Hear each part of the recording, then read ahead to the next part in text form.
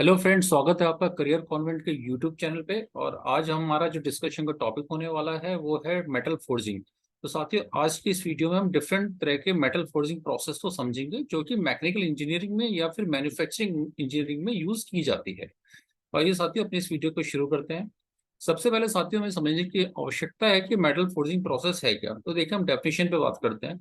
Metal forging की जो definition है वो ये कहती है कि metal forging is a process in which metals are formed and shaped using compressive forces. The forces are delivered using hammering, pressing और रोलिंग। तो देखिए, अगर हम इस चीज को समझें तो मेटल फोर्जिंग की जो डेफिनेशन है वो ये कहती है कि जो मेटल फोर्जिंग प्रोसेस है इसमें कंप्रेसिव फोर्सेस का यूज किया जाता है और किसी भी मेटल्स को फॉर्म या शेप दिया जाता है। ठीक है। और इसमें ये शेप कैसे दिया जाता है? ये शेप दिया जाता है हैमरिंग, प्रेसिंग और रोलिंग प्रोसेस की हेल्प से। तो डिफरेंट तरह के प्रोसेस हैं जिसकी हेल्प से हम किसी भी मेटल को एक फॉर्म या शेप देने में हम कामयाब होते हैं। तो साथियों, यहाँ पे मैंने कुछ फोटोग्राफ्स लगाए हैं जिसमें आप देख सकते हैं कि जो मेटल फोर्जिंग प्रोसेस को दिखाते हैं। साथियों, मेटल फोर्जिंग प्रोसेस एक बहुत पुराना प्रोसेस है और हम ये कह सकते हैं कि आदिकाल से या पुराने काल से इस प्रोसेस का यूज होता है। आप जब रोड पे जाते हैं या आप जब देखते हैं सड़कों के किनारे आप लोहारों को देखते हैं, तो लोहार भी इस प्रोसेस का ही यूज करते हैं। इस प्रोसेस की हेल्प से वो क्या करते हैं कि डिफरेंट तरह के औजार से टूल्स को बनाते हैं। तो यहाँ पे कुछ फोटोग्राफ्स हैं जिसकी हेल्प से आप देख सकते हैं कि ये सारे के सारे जो पिक्चर्स हैं ये मेटल फोर्जिंग प्रोसेस को ही दिखाते हैं।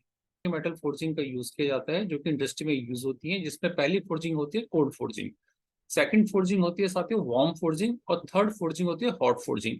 तो बेसिकली इन तीन फोर्जिंग का ही तरह की फोर्जिंग का ही इंडस्ट्री में यूज किया जाता है। देखिए, ये जो हमने नाम दिए गए हैं या जो हम कहते हैं कि कोल्ड फोर्जिंग है, वार्म फोर्जिंग है, हॉट फोर्जिंग है, तो इनका नाम, इनका जो नॉमिनिक्लेचर है या इनको जो नाम है वो कैसे दिए गए हैं। मैंने यहाँ पे लिखा भी, classification has been done based on the temperature use for metal being work with. तो इसका मतलब साथियों ये है कि कोल्ड फोर्जिंग है, कोल्ड फोर्जिंग में टेम्परेचर की रिक्वायरमेंट नहीं होती है। वार्म फोर्जिंग में टेम्परेचर की रिक्वायरमेंट होती है, या हम ये कहते हैं कि मेटल को एक सर्टेन टेम्परेचर तक ले जाके फोर्जिंग की जाती है। और हॉट फोर्जिंग में मेटल को एक अच्छे खासे टेम्परेचर तक ले जाके, इसका मतलब है अच्छे खासे का मतलब यहाँ पे यह है कि जिस भी मेटल को हम यूज कर रहे हैं जो उसका मेल्टिंग पॉइंट है उस मेटल पॉइंट के लगभग 80 डिग्री तक, उस टेम्परेचर तक ले जाके हम इस फोर्जिंग को करते हैं। तो उस टेम्परेचर के बेस पे ही इस फोर्जिंग को डिवाइड किया गया है और इसीलिए हम इसे कोल्ड फोर्जिंग, वार्म फोर्जिंग और हॉट फोर्जिंग का नाम देते हैं। साथियों, सबसे पहले हम अपना डिस्कशन शुरू करते हैं कोड फोर्जिंग के ऊपर। देखिए, कोड फोर्जिंग क्या है? कोड फोर्जिंग एक डिस्प्लेसमेंट प्रोसेस है। और डिस्प्लेसमेंट प्रोसेस की हेल्प से हम क्या करते हैं कि जनरली जो बार स्टॉक्स होते हैं या जो बार्स होती हैं, जो स्टील की लंबी लंबी बार्स हैं या किसी भी मेटल की बार्स हैं, उनको एक शेप देते हैं। कंप्रेसिव फोर्स की हेल्प से हम क्या करते हैं, मेटल को स्क्वीज करते हैं with the help of punch and die. और ये जो प्रोसेस होता है साथियों, ये रूम टेम्परेचर या एम्बिएंट टेम्परेचर पे होता है, इसीलिए इसे कोल्ड फोर्जिंग किया जाता है। जब हम फोर्जिंग करते हैं तो कुछ इन बिटवीन प्रोसेस भी यूज होते हैं जिसे हम rolling, pressing, drawing, spinning, heading, extruding process कहते हैं। और इस तरह से इनका कोड फोर्जिंग को डिवाइड भी कर सकते हैं कि हम ये कहते हैं कि रोलिंग कोड फोर्जिंग है या प्रेसिंग है, ड्राइंग है, स्पिनिंग है, हेडिंग है और एक्सट्रूजन है। तो इस तरह के डिफरेंट जो प्रोसेस है वो कोड फोर्जिंग में यूज हो रहे हैं।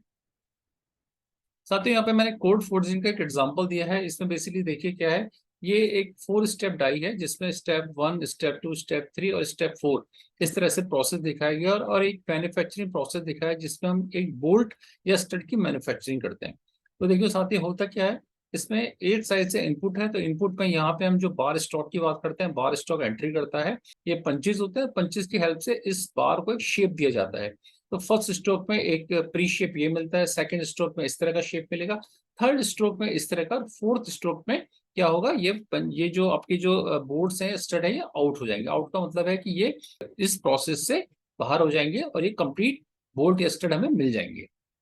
तो इस तरह से हम देख सकते हैं साथियों कि कोल्ड फोर्जिंग प्रोसेस में नॉर्मली किसी टेम्परेचर का यूज नहीं किया गया है। ये जो सारा प्रोसेस है ये एक रूम टेम्परेचर, एम्बिएंट टेम्परेचर पे ही किया जाता है। और सबसे इंपॉर्टेंट बात है कि इसमें जो प्रोसेस यूज होते हैं वो, जैसे मैंने आपको बताया कि रोलिंग है, प्रेसिंग है, ड्राइंग है, स्पिनिंग, हेडिंग और एक्सट्रूडिंग प्रोसेस का यूज किया जाता है। साथियों, इसकी जो कोड फोर्जिंग की कुछ इंपॉर्टेंट जो बातें हैं वो हमें यहाँ पे समझने की रिक्वायरमेंट है कि कोड फोर्जिंग एक हाई प्रोडक्शन प्रोसेस है और इसका जो प्रोडक्शन रेट होता है वो लगभग 1000 पर आवर के हिसाब से होता है। इसका मतलब ये कि अगर हम बोर्ड प्रोडक्शन की बात करते हैं तो हमें 1 घंटे में 1000 बोर्ड्स तक मिल सकते हैं। हम बात करते हैं फिनिशिंग की, तो फिनिश प्रोडक्ट्स जो मिलते हैं कोल्ड फोर्जिंग से आते हैं, उनकी जो सरफेस फिनिश होती है काफी परफेक्ट होती है और वो काफी डायमेंशनली स्टेबल होते हैं। डायमेंशनली स्टेबल का मतलब होता है कि जो डायमेंशंस मांगी जाती हैं या जो मोल्ड के अंदर जो डायमेंशंस होती हैं लगभग वही डायमेंशंस हमें मिल जाती हैं। तो ये एक कोल्ड फोर्जिंग के साथियों अच्छी बात है। साथियों अब जो डिफरेंट टेक्निक्स यूज की जाती है कोड फोर्जिंग में उसे भी हमें समझने की जरूरत है। आइए हम इसको समझते हैं।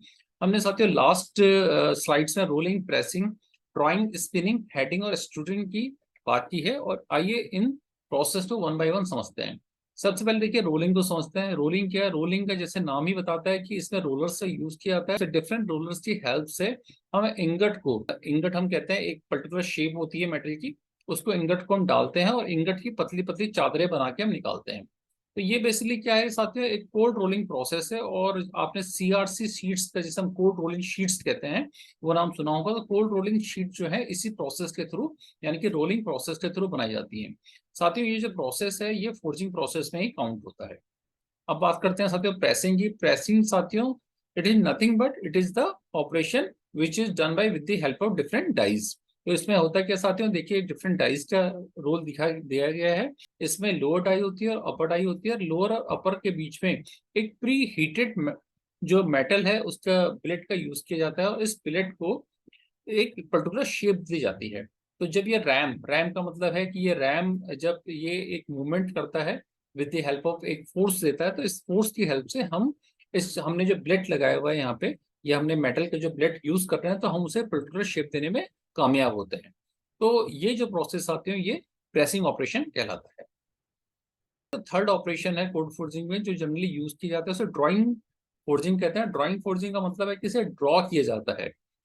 हम सिंपल बात करें वायर्स की, तो वायर्स का जो प्रोसेस है वो ड्राइंग फोर्जिंग का एक एग्जांपल है। और यहाँ पे देखिए एक वर्कपीस है, यानी कि एक मेटल है और मेटल ये डाई है। तो बेसिकली क्या किया गया है कि इस मेटल को किसी पुलर की हेल्प से पुल किया गया है। तो जब हम पुलर की हेल्प से पुल करते हैं तो हम जो वायर्स बनाते हैं, वायर्स जनरली जो हम एल्यूमिनियम के वायर्स देते हैं या कॉपर के वायर देते हैं, तो वो ड्राइंग फोर्जिंग ऑपरेशन से ही बनती हैं। और ये भी प्रोसेस हमारा फोर्जिंग प्रोसेस में ही आता है। साथियों जो अगला ऑपरेशन है वो है स्पिनिंग। तो स्पिनिंग देखिए, मेटल स्पिनिंग में क्या है, एक तरह के चक का यूज किया जाता है। ये हम इसे हम कहते हैं टेल स्टॉक, इसे कहते हैं हेड स्टॉक। और टेल और हेड स्टॉक की हेल्प से जब हम रोटेशनल मूवमेंट देते हैं तो एक प्री डिफाइंड मेंडल होता है। उस मेंडल के हिसाब से या उस मेंडल की शेप के हिसाब से ही हम अपने मेटल ऑब्जेक्ट को शेप देते हैं। और इस तरह से जो हमारे पास जो प्रोडक्ट बनता है वो मेटल स्पिनिंग प्रोसेस का प्रोडक्ट कहलाता है। तो देखियो साथियों, यहाँ पे शीट मेटल का एक प्रोसेस दिया गया है, और शीट मेटल क्या है, इस मेटल की शेप का ही शीट मेटल हमें मिलता है। तो जनरली ये अगर आप समझ सकते हैं कि बाउल की शेप है और हम इस प्रोसेस से रोटेशनल मूवमेंट हो रहा है, और एक शीट मेटल को हम क्या कर रहे हैं, यहाँ पे एक रोटेशन की हेल्प से शेप दे रहे हैं। तो ये प्रोसेस जो है मेटल स्पिनिंग फोर्जिंग प्रोसेस कहलाता है। साथियों बात करते हैं हेडिंग प्रोसेस की। तो हेडिंग प्रोसेस क्या है साथियों, हेडिंग प्रोसेस में जनरली क्या होता है, डाइस के अंदर हम मटेरियल डालते हैं और एक तरफ से इसमें क्या होता है, एक हैमरिंग होती है हेड पे, और एक शेप क्रिएट होती है। तो साथियों हम बात करते हैं नेल की। तो आप जितने मार्केट में कील देते हैं, कीले हम हिंदी में कील कहते हैं और इंग्लिश में नेल्स कह देते हैं, तो ये जो नेल का प्रोडक्शन होता है ये आपका क्या है, हेडिंग ऑपरेशन के थ्रू ही नेल्स बनती हैं, जिसमें डाइस है, ये अपर डाई है, लोअर डाई है। और यहाँ पे क्या हो रहा है कि डाई की हेल्प से यहाँ पे क्या होता है, स्ट्रोक दिया जाता है, प्रेशर दिया जाता है पंच की हेल्प से, और यहाँ पे नेल का हेड बनाया जाता है। तो ये जो प्रोसेस होती है ये हेडिंग ऑपरेशन कहलाता है। साथियों लास्ट ऑपरेशन की हमने बात की है कोल्ड फोर्जिंग में, उसे हम कहते हैं कोल्ड एक्सट्रूजन सैंपल्स। तो कोल्ड एक्सट्रूजन एग्जांपल्स की हम बात करते हैं तो साथियों, तो इसमें क्या बेसिकली मटेरियल को एक्सट्रूड किया जाता है। एक्सट्रूड का मतलब है कि पंचेस की और डाइस की हेल्प से हम क्या करते हैं, मटेरियल को खींचते हैं, हम एक्सट्रूड करते हैं। तो देखिए यहाँ पे जैसे ये पंच है, lower punch, this is the upper punch, और ये जब अपर पंच जब मूवमेंट करता है अंदर की ओर, तो यहाँ पे जो मटेरियल है, ये मटेरियल क्या होता है, इस पंच के यहाँ से लेफ्ट एंड राइट साइड से इधर की ओर मूव करेगा। तो ये जो शेप साथियों क्रिएट होगी, ये शेप क्या कहलाएगी, कोल्ड एक्सट्रूजन शेप कहलाएगी। तो इस तरह से हम कोल्ड एक्सट्रूजन प्रोसेस की हेल्प से भी हम क्या करते हैं, डिफरेंट तरह के हम प्रोडक्ट्स को बनाते हैं। साथियों अब जो हम बात करेंगे, हम कोड फोर्जिंग प्रोसेस में स्टेप्स की बात करेंगे। कोड फोर्जिंग में कितने स्टेप्स होते हैं। देखिए साथियों, सबसे पहले जो कोड फोर्जिंग का स्टेप्स होता है उसे कहते हैं हम लुब्रिकेशन। तो लुब्रिकेशन साथियों, it is nothing but it is the application of lubrication over the work piece. तो जनरली होता क्या है कि जब हम कोड फोर्जिंग करते हैं तो उसमें क्या है कि वर्क पीस के ऊपर हमें एक लुब्रिकेशन की रिक्वायरमेंट होती है। और ये लुब्रिकेशन इसलिए जरूरी होता है कि हमें डाइस को ठंडा रखना होता है और वर्क पीस को भी हमें क्या करना होता है, कूलिंग प्रोवाइड करनी होती है। यहाँ पे जब ये फॉर्मिंग की प्रोसेस होती है, टेम्परेचर 250 डिग्री से 450 सेंटीग्रेड तक जा सकता है। तो हमें क्या करना पड़ता है, प्री एप्लीकेशन करना पड़ता है इस लुब्रिकेशन का, ताकि हमारा क्या रहे कि वर्क पीस भी हमारा ठीक रहे और जो मोड्स हैं वो भी हमारे कूल रहे। साथ ही जो दूसरा ऑपरेशन है वो है feed in the metal coil. तो साथियों, feed in the metal coil का मतलब ये है कि हम क्या करते हैं, मोड्स की हेल्प से हम मेटल पीस को या मेटल्स को हम क्या करते हैं, अपर मोड और लोअर मोड के बीच में रखते हैं। फोर्स की एक जो अपर मोड है, ये रैम की हेल्प से ये मूवमेंट करता है। जो भी हमें शेप बनानी होती है वो शेप हमें मिल जाती है। तो ये शेप जो मिलती है ये लगभग फाइनल पार्ट को डिनोट करती है। जो भी हमें फाइनल पार्ट बनाना है उसके हिसाब से शेप हमें क्रिएट हो जाती है। साथ ही जो थर्ड स्टेप है स्ट्रोक है। स्ट्रोक बेसिकली क्या है, ये जो पंचेस हैं या जो रैम है, रैम का जो स्ट्रोक है इसकी बात होती है। हम जो मशीन में तीन तरह के स्ट्रोक हम देते हैं, जिसमें हाइड्रोलिक स्ट्रोक, न्यूमेटिक स्ट्रोक और मैकेनिकल स्ट्रोक की बात होती है। हर किसी के अपने एडवांटेज हैं और अपने डिसएडवांटेज हैं। और ये जो स्ट्रोक होते हैं मशीन में काफी स्पीड से स्ट्रोक मिलते हैं। इस तरह के देखिए, इस तरह के काफी स्पीड से स्ट्रोक मिलते हैं और इस स्ट्रोक की हेल्प से ही हम अपने फाइनल प्रोडक्ट को बना पाते हैं। तो डिफरेंट तरह की सर्वो ड्राइव्स होती हैं। कहीं पे आपके हाइड्रोलिक आपको स्ट्रोक मिलेंगे, न्यूमेटिक स्ट्रोक मिलेंगे और मैकेनिकल स्ट्रोक मिलेंगे। तो ये अपने अपने इनके प्रो एंड कॉन्स होते हैं और ये डिपेंड करता है कि कितनी कॉस्ट आप लगा रहे हैं उस कोड फोर्जिंग मशीन में। और जितनी कॉस्ट आप लगाएंगे उतना ही आपको बेटर आपको स्ट्रोक मिलेगा और उतना ही बेटर आपको प्रोडक्ट मिलेगा। साथ ही कोड फोर्जिंग का जो चौथा स्टेप है वो पार्ट रिमूवल। पार्ट रिमूवल का मतलब है कि आपका मोड्स के अंदर क्या है कि आपके जो प्रोडक्ट है उसके प्रॉपर शेप मिल गई है और आपको क्या करना है, उस फिनिश पार्ट को निकालना है। तो देखिए साथियों, जैसे पार्ट रिमूवल में आप ये इस फोटोग्राफ की हेल्प से देख सकते हैं कि ये अपर मोल्ड है, ये लोअर मोल्ड है और एक हम यहाँ पे क्या कर रहे हैं, यहाँ पे हम स्पैनर की बात कर रहे हैं। तो यहाँ पे स्पैनर आप ध्यान रखिएगा कि स्पैनर जो प्रोडक्शन होता है वो भी कोड फोर्जिंग प्रोडक्शन के थ्रू ही होता है। तो यहाँ पे एक स्पैनर की हमें शेप मिलती है। एग्जैक्ट पिन क्या करता है, जो हमें शेप मिलती है इसको एग्जैक्ट करता है। तो एग्जैक्ट का मतलब है कि इस तरह की हमें शेप मिल जाएगी, यानी कि हमें स्पैनर मिल जाएगा और स्पैनर के चारों तरफ कुछ फ्लैशिश होती है, वो फ्लैश हमें रिमूवल करनी होती है। साथियों, आफ्टर शेपिंग का मतलब है कि आफ्टर शेपिंग जब हमें ये पार्ट मिल जाता है तो उसके बाद हमें पार्ट को ट्रिम करना होता है। ट्रिम करके सारी फ्लैशेस को रिमूव करना होता है और फाइनल पार्ट को निकालना होता है। तो इस तरह से आफ्टर ट्रिमिंग हमें प्रॉपर अपना पार्ट मिल जाता है। मैंने यहाँ पे स्पैनर का एग्जांपल दिया है, तो स्पैनर का जो प्रोडक्शन होता है वो इसी तरीके से होता है। इस तरह से हमें फाइनल स्पैनर मिलता है। साथियों, बात करते हैं कोड फोर्जिंग के बेनिफिट्स की। तो देखिए यहाँ पे जो मेन बेनिफिट्स है वो क्या है। कोड फोर्जिंग के जो मेन एडवांटेज है वो एक कॉस्ट इफेक्टिव प्रोसेस है, number one. Number two, faster production है। जैसे कि मैंने बोला कि अगर आप नेल्स की या आप स्टड की बात करते हैं या बोर्ड की बात करते हैं तो 1000 बोर्ड्स पर आवर तक का प्रोडक्शन आपको मिलता है। एनवायरमेंटल फ्रेंडली प्रोसेस है, इसमें किसी तरह की फ्यूम्स जनरेट नहीं होती हैं जो कि एनवायरमेंट के लिए हार्मफुल हो। हाई प्रोडक्शन आउटपुट मिलता है और wide choice of metal. Wide choice of metal का मतलब होता है कि मेलेबल जो हमारे जितने भी तरह के हमारे मेटल्स होते हैं, सॉफ्ट मेटल्स होते हैं, वो हमारे कोड फोर्जिंग के थ्रू हम उनको इस प्रोसेस के थ्रू हम अपना फाइनल प्रोडक्ट ले सकते हैं। साथियों, कुछ एग्जांपल्स की बात कर लेते हैं कोड फोर्जिंग की। तो देखिए, ये मैंने कुछ फोटोग्राफ्स लगाए हैं। सारे इस तरह के जितने भी आइटम्स हैं, जहाँ पे स्क्रूज की बात करते हैं, हम बात करते हैं डिफरेंट तरह के पंचेस की बात करते हैं। तो ये सारे जो एग्जांपल्स हैं साथियों, ये सारे कोड फोर्जिंग के एग्जांपल्स हैं और कोड फोर्जिंग की हेल्प से ही इस तरह के पार्ट जनरली बनाए जाते हैं। साथियों, अब बात कर लेते हैं वॉर्म फोर्जिंग की। वॉर्म फोर्जिंग जैसा कि नाम से क्लियर है कि ये कोड फोर्जिंग से ऊपर का प्रोसेस है और डेफिनेशन भी यही बोलती है कि कोड फोर्जिंग क्या है, एक अल्टरनेटिव प्रोसेस है कोड फोर्जिंग का, और या फिर ये कोड फोर्जिंग के साथ भी यूज किया जा सकता है। अब साथियों, क्वेश्चन ये आता है कि हम जब कोड फोर्जिंग करते हैं तो हमें वॉर्म फोर्जिंग की रिक्वायरमेंट क्यों है। देखिए, कोड फोर्जिंग की एक जो कंस्ट्रेंट है उसमें हम उन्हीं उसी तरह का मटेरियल यूज कर सकते हैं जो कि सॉफ्ट मटेरियल है। लेकिन कई बार ऐसा होता है कि हमें कुछ ऐसे अलॉयज का यूज भी करना पड़ता है अपने प्रोडक्ट को बनाने के लिए, जो कि बाद में शायद जिसमें इंडस्ट्रियल हार्डनिंग की रिक्वायरमेंट आती है। हम स्टील की बात करेंगे, अलॉय स्टील की। और अलॉय स्टील में अगर आपकी कार्बन परसेंटेज आपकी 0.4 से 0.5% का कार्बन परसेंटेज है और आपको काफी अच्छी एक्यूरेसी में, यानी कि आपको ±1 ग्राम में अगर आपको ब्लिट आपको मिलना है तो आपको क्या करना है, वार्म फोर्जिंग को ही आपको अडॉप्ट करना पड़ेगा। तो वार्म फोर्जिंग में बेसिकली क्या है, ये भी एक तरह का उसी कोल्ड फोर्जिंग की तरह का प्रोसेस है। प्रोसेस में कोई बहुत ज्यादा डिफरेंस नहीं है, बट फर्क ये होता है कि जो आपका वर्क पीस होता है या जो आप मेटल यूज करते हैं उसे क्या किया जाता है, पहले वार्म किया जाता है, उसे एक टेम्परेचर तक गर्म किया जाता है। जब हम गर्म करते हैं तो वो थोड़ा सॉफ्ट होता है, और उस सॉफ्टनेस की वजह से हम इस ऑपरेशन को प्रॉपरली कर पाते हैं। साथ ही मैन्युफैक्चरिंग की बात करेंगे तो मैन्युफैक्चरिंग में क्या है, जो हम बिल्ड साइज यूज करते हैं, जो बिल्ड्स यूज करते हैं, उसका जो टेम्परेचर होता है नॉर्मली, जब हम वार्म फोर्जिंग की बात करते हैं तो 500 से 800 डिग्री सेंटीग्रेड तक हम रखते हैं। इसका मतलब है कि जो इंडक्शन हीटर्स जो हम यूज करते हैं, उस इंडक्शन हीटर में हम इस फोर्जिंग को, हम इस मेटल को 500 से 800 डिग्री सेंटीग्रेड तक गर्म करके यूज कर सकते हैं। इसके अलावा साथियों, जब हम बेल्ट्स का यूज करते हैं तो इनमें कुछ हमें ग्रेफाइट्स भी मिलाना होता है। ग्रेफाइट इसलिए मिलाना होता है, ग्रेफाइट क्या होता है, एक लुब्रिकेशन का काम करता है। तो बेसिकली सरफेस पे ग्रेफाइट का यूज किया जाता है।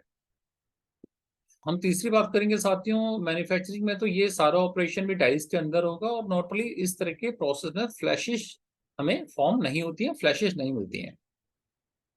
जो डाइज होती हैं जो कि वार्म फोर्जिंग में यूज की जाती हैं, वो हॉट वर्क डाई स्टील्स की बनाई जाती हैं, जो कि जो नॉर्मल कोल्ड स्टील से थोड़ा बेटर डाई स्टील्स होता है। बात करेंगे वार्म फोर्जिंग की, तो वार्म फोर्जिंग का एक और एडवांटेज है कि इसमें हमें जो जो मशीन है, जो डाइज मशीन है, जो प्रेस है, वो प्रेस हमें कम कैपेसिटी की प्रेस की रिक्वायरमेंट होती है। जैसे कि हम कोड फोर्जिंग का अगर हम समझे तो कोड फोर्जिंग में हमें अगर 2000 मेगा पास्कल प्रेशर की मशीन की रिक्वायरमेंट है, प्रेशर का अगर हमारे पास प्रेस की रिक्वायरमेंट है, तो वहीं हमें वार्म फोर्जिंग में इसका 62% की रिक्वायरमेंट होती है। तो हमारा अगर हम बात करते हैं 62% ऑफ 600 डिग्री सेंटीग्रेड पे की हम बात करते हैं कि ये जो टेम्परेचर है, जो हमने मटेरियल डाला है, उसका जो टेम्परेचर 600 डिग्री सेंटीग्रेड है, तो हम 62% की बात करेंगे तो 62% और 2000 की बात करेंगे तो वो 1450 मेगा पास्कल होता है। इसका मतलब ये है कि जो हम प्रेस यूज करेंगे साथियों वार्म फोर्जिंग में, उसकी जो कैपेसिटी होगी वो 1450 मेगा पास्कल होगी, और उतनी कैपेसिटी से ही हम वार्म फोर्जिंग कर सकते हैं। जो क्रिटिकल क्रिटिकल डायमेंशंस होती हैं वो भी हमें वार्म फोर्जिंग की हेल्प से मिल जाती हैं। हम साथियों बात कर लेते हैं मटेरियल की। तो मैंने जैसे पहले आपको बताया कि वार्म फोर्जिंग में क्या होता है कि हम हायर अलॉयड मटेरियल का यूज कर पाते हैं, जो कि हम नॉर्मली कोल्ड फोर्जिंग में नहीं कर पाते हैं, राइट। इसके अलावा जो भी हमारे अलॉयज हैं जिसमें हमारी कार्बन परसेंटेज जो है 0.4 से 0.5% तक कार्बन अगर हमारा मिक्स होता है उस अलॉय स्टील में, तो वहां पे भी हमें कोल्ड फोर्जिंग की रिक्वायरमेंट नहीं होती है, वहां पे हमें वार्म फोर्जिंग को अडॉप्ट करना होता है। सॉकेट हेड्स की हम बात करेंगे तो chromium nickel V steel are used to produce socket heads for socket sets. तो अगर हम सॉकेट की बात करेंगे तो सॉकेट बनाने के लिए normally chromium nickel V steel का यूज किया जाता है। अगर हम बात करते हैं साथियों मटेरियल प्रॉपर्टीज की, तो कोल्ड फोर्जिंग के कंपेयर में वार्म फोर्जिंग की जो प्रॉपर्टीज होती है, मटेरियल प्रॉपर्टीज होती है, वो मोरलेस सेम ही होती है। इसका मतलब ये है कि वार्म फोर्जिंग में हमें मटेरियल प्रॉपर्टीज के रिस्पेक्ट में कोई बहुत ज्यादा एडवांटेज नहीं मिलती है, वो जो एडवांटेज होती है वो मोरलेस कोल्ड फोर्जिंग के बराबर ही होती है। साथियों अब हम बात करेंगे हॉट फोर्जिंग की। देखिए हमने कोल्ड फोर्जिंग के बारे में पढ़ा, हमने वार्म फोर्जिंग के बारे में पढ़ा, अब हम साथियों बात करेंगे हॉट फोर्जिंग की, जो कि हमारा तीसरा इंपॉर्टेंट फोर्जिंग प्रोसेस है। साथियों हॉट फोर्जिंग जैसा कि नाम से ही मालूम है कि इसमें जो हम मटेरियल का यूज करेंगे उसे हम, जो भी मटेरियल का मेल्टिंग टेम्परेचर है उसके लगभग 75 डिग्री % तक हम उस पीस को या उस मेटल को गर्म करते हैं, उसके बाद ही मेटल को हम हॉट फोर्जिंग के लिए यूज कर पाते हैं। तो ये सिमिलर साथियों मेटल फोर्जिंग प्रोसेस है। और मेटल फोर्जिंग में क्या है, जो एलॉय स्टील्स हैं, एलॉय स्टील्स को हम जो यूज कर रहे हैं उसे हम उसके 75, उसका जो मेल्टिंग टेम्परेचर है उसके 75 डिग्री सेंटीग्रेड तक गर्म करके फिर हम इसे यूज कर पाते हैं। प्रोसेस साथियों इसमें भी सिमिलर वे में अगर हम बात करते हैं तो हैमरिंग, अपसेटिंग, प्रेसिंग और इस तरह के इन बिटवीन जो प्रोसेस होते हैं वो यूज किए जाते हैं। देखिए मैंने यहाँ पे एक 4 डाइज स्टेप की हेल्प से आपको इस डायग्राम की हेल्प से समझाने की कोशिश की है। ये डाइज है, तो इस डाइज में क्या है, बेसिकली ये रैम है, ये पंच है, और इसके अंदर ये आपका वर्क पीस है। वर्क पीस की हेल्प से नंबर 1 फोटोग्राफ में देखिए प्रेशर आता है ऊपर अपर डाइज की हेल्प से और एक शेप मिलती है। नंबर 3 में आप देखते हैं ये आपका जो पार्ट है वो कंप्लीट बन जाता है, लेकिन उसमें फ्लैशिश होती हैं। और नंबर 4 में क्या होता है, हम इसे रिमूव कर देते हैं। With flashes. तो ये जो फ्लैशेस या ट्रिमिंग ऑपरेशन बाद में किया जाता है, और इस ट्रिमिंग की हेल्प से हम प्रोडक्ट की शेप को निकाल लेते हैं। तो साथ ही हम बात करेंगे एप्लीकेशन की, तो आप हैमर्स देखते हैं। तो हैमर्स का जो ऑपरेशन होता है, या हैमर्स के अलावा और भी जो काफी सारा आइटम है, स्पैनर की मैंने बात की है, हैंड टूल्स की मैं बात करता हूँ। तो हैंड टूल्स जनरली क्या होता है, होट फॉर्जिंग की हेल्प से ही बनाए जाते हैं। साथियों, इस डायग्राम की हेल्प से आप देख सकते हैं कि हॉट फॉर्जिंग में उसे उसके जो मेल्टिंग टेम्परेचर है, मेल्टिंग टेम्परेचर का 75% तक उसे गर्म किया है और इस डाइज में यूज किया गया है। अगेन हम स्पैनर का एग्जांपल लेते हैं। तो यहाँ पे आपको क्या होता है, फाइनल आपको शेप मिलती है, और फाइनल शेप की हेल्प से ये आपको स्पैनर मिल जाता है। इसमें दो टर्मिनोलॉजी यूज की जाती है, जिसे हम एक को ड्रॉप फोर्जिंग कहते हैं और एक को प्रेस फोर्जिंग कहते हैं। साथ में जैसे कि नाम से क्लियर है, प्रेस फोर्जिंग में क्या होगा, प्रेस फोर्जिंग में जो फोर्स होता है वो कंट्रोल्ड फोर्स होता है, यानी कि हम किसी भी सर्वो मैकेनिज्म की हेल्प से जो अपर डाई होती है उसे फोर्स देते हैं। जबकि ड्रॉप फोर्जिंग में क्या होता है कि रैम अपने खुद के वेट से नीचे आता है। तो ये ड्रॉप फोर्जिंग और प्रेस फोर्जिंग में मेन डिफरेंस है। बाकी जो प्रोसेस है आपके वर्क पीस को बनाने का, वो मोरलेस लगभग एक ही प्रोसेस होता है। साथियों, हम मोस्ट कॉमन डिफेक्ट्स की अगर बात करते हैं कि फोर्जिंग में किस तरह के डिफेक्ट्स आते हैं, देखिए इस तरह के डिफेक्ट है, स्केल पिट है, कोल्ड शट है, डाई शिफ्ट है, प्लेट्स हैं, ग्रेन ग्रोथ, सरफेस क्रैकिंग और रेजिडुअल स्ट्रेस। तो इस तरह के डिफरेंट तरह के फोर्जिंग डिफेक्ट्स आते हैं। हम कुछ फोर्जिंग डिफेक्ट्स के बारे में यहाँ पे बात करेंगे। साथियों, स्केल पिट्स की बात करते हैं। स्केल पिट्स क्या होता है, फोर्जिंग सरफेस अगर हम उसकी प्रॉपर क्लीनिंग नहीं करते हैं और उस पर इम्प्योरिटीज रह जाती है, तो उस केस में क्या होता है कि जो आपका वर्क पीस है उसके सरफेस पे आपको स्मॉल क्रैक्स होल दिखाई देते हैं। तो इन्हें स्केल पिट के नाम से जाना जाता है, और उससे रीजन यह है कि इम्प्रॉपर क्लीनिंग आपकी नहीं हुई है फोर्ज सरफेस की। तो इसकी रेमेडी क्या है कि आपको प्रॉपर क्लीनिंग करनी होती है, ठीक है, बिफोर फोर्जिंग। साथियों, एक अगले डिफेक्ट की बात करते हैं, कोड शेड। तो कोड शेड बेसिकली क्या है, कोड शेड का मतलब है आपका जब मटेरियल फ्लो कर रहा है तो वो ठंडा होते ही उसने शेप ले ली है। तो जनरली जहाँ पे क्या होता है कि जहाँ पे इस तरह के कट्स होते हैं, या जहाँ पे क्या होता है वर्टिकल और हॉरिजॉन्टल सरफेस मिलती है, इंटरसेक्ट होती है, तो वहाँ पे कोड शेड की प्रॉब्लम आती है। तो कोड शेड की प्रॉब्लम को रिमूव करने का एक ही तरीका है कि हम डिजाइन को इस तरह बनाएं कि हम कम से कम हमें इस तरह के वर्टिकल और हॉरिजॉन्टल सरफेस का इंटरसेक्ट मिले। इस तरह से हम कोड शेड की प्रॉब्लम को दूर कर सकते हैं। साथियों, तीसरी हम बात कर लेते हैं फ्लेक की। हम बात कर लेते हैं फ्लेक में क्या होता है कि सरफेस पे क्रैक मिलते हैं। तो स्केल पिट और ये मोरलेस सेम होते हैं, बस फर्क ये होता है कि फ्लैट्स में आपको लंबे लंबे आपको क्रैक्स देखने को मिलते हैं। और बेसिकली होता क्या है कि हाई हाइड्रोजन कंसंट्रेशन की वजह से आपको क्या होता है, स्टील के ऊपर ये क्रैक दिखाई देते हैं। अगर आप इसका मतलब है कि आप अलॉय स्टील का यूज कर रहे हैं अगर फोर्जिंग में, और अलॉय स्टील की सरफेस पे वर्कपीस से आपको इस तरह के लंबे फ्लैट्स या क्रैक दिखाई देते हैं, तो इसका मतलब ये कि इसमें हाइड्रोजन कंसंट्रेशन ज्यादा हो गई ड्यूरिंग प्रोसेस। ये डिपेंड करता है कि हम किस तरह से अपने हाइड्रोजन प्रोसेस को या हाइड्रोजन कंसंट्रेशन को कम से कम रखें, और जिससे कि इस तरह के डिफेक्ट्स को हम कम कर पाए। साथियों, ये जो फ्लैट्स है ये बहुत ही आपके फोर्जिंग में परेशानी देता है, और जिसकी वजह से क्या होता है कि आपकी जो स्टील होती है उसकी जो टफनेस और डक्टिलिटी को इम्पैक्ट डालता है, उसे कम करता है। तो हमें ड्यूरिंग प्रोसेस में जब हम फोर्जिंग प्रोसेस करते हैं तो हमें ये कोशिश करनी चाहिए कि जो भी इस तरह के हमें फोर्जिंग डिफेक्ट्स मिलते हैं वो कम से कम हमें मिले, और हम कम से कम प्रोडक्शन को कंट्रोल करते हुए प्रोडक्शन बनाएं और इस तरह के डिफेक्ट्स को अपने प्रोसेस में कंट्रोल कर पाए। साथियों, आज की वीडियो में हमने फोर्जिंग के प्रोसेस को अच्छी तरह समझा, मेटल फोर्जिंग के प्रोसेस को, और ये भी समझा कि किस तरह से कोल्ड फोर्जिंग, वार्म फोर्जिंग और हॉट फोर्जिंग का इंडस्ट्री में यूज किया जाता है, और किस तरह से फोर्स पार्ट बनाए जाते हैं। नॉर्मली मैं आपको दोबारा बताना चाहूंगी, नॉर्मली हैंड टूल्स जितने हम बात करते हैं, हैंड टूल्स में आपके स्पैनर्स होते हैं, आपके प्लायर होते हैं, तो ये सारे के सारे इस तरह के जो प्रोडक्ट, हैमर्स होते हैं, तो ये सारे जो प्रोडक्ट्स होते हैं नॉर्मली ये फोर्जिंग की हेल्प से ही बनाए जाते हैं। और नॉर्मली आप बात करेंगे, अगर नट्स की बात करेंगे, बोर्ड्स की बात करते हैं, तो ये बोर्ड्स जनरली बोर्ड स्टड ये सारे के सारे कोल्ड फोर्जिंग की हेल्प से ही बनाए जाते हैं। तो साथियों, आज की वीडियो में हमने फोर्जिंग प्रोसेस को, मेटल फोर्जिंग प्रोसेस को अच्छी तरह समझा। आप मुझे कमेंट बॉक्स में कमेंट कीजिए ताकि हम इस पे डिस्कशन कर सकें। तो साथियों, आज के लिए इतना ही। नमस्कार, जय हिंद।